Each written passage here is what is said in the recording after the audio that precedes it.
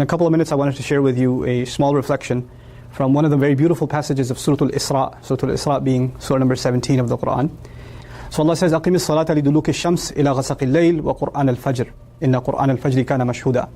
Establish the salah, أقِمِ الصَّلَاة لِدُلُوكِ الشَّمْسِ إِلَى غَسَقِ اللَّيْلِ. This lam al-ghaya, it actually means from the time the sun starts getting loose and it starts sinking, meaning around Maghrib time, make sure you make the Maghrib salat exactly on time, إِلَى غَسَقِ اللَّيْلِ, all the way at the end towards, when the sun is completely gone and it's the depth of the night. وَقُرْآنَ الْفَجْرِ.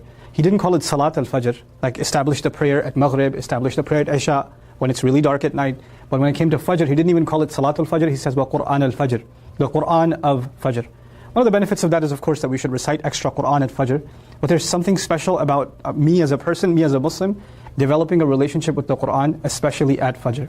And so the advice I give myself, and the advice I'm sharing with all of you, is that if you can make Fajr an institution in your life, set time aside for making good Fajr Salat. Young men that are listening to this, go make Salat at the masjid.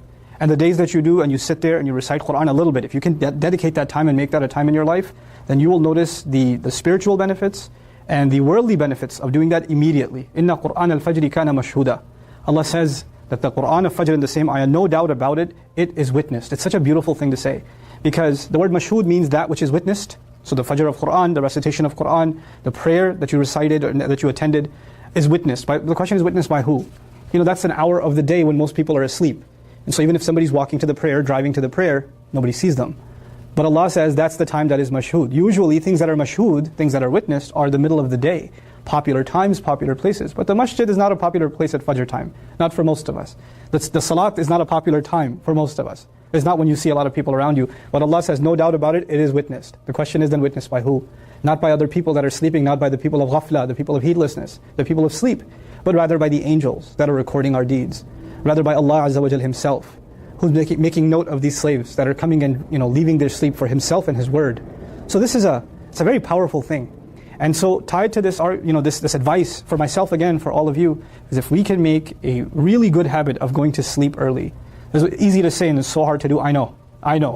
We always have things to do and they pile up and we start getting around to them in the evening. Of course, shaitan gets a little extra active in the evening too, so our distractions come and you're sitting there watching videos, hopefully not this one at 2 in the morning, and you're doing all of this late at night, and then your Fajr is basically, it's kind of just getting it out of the way. You're half asleep and you pray a couple of rak'ahs, you don't even know what you prayed.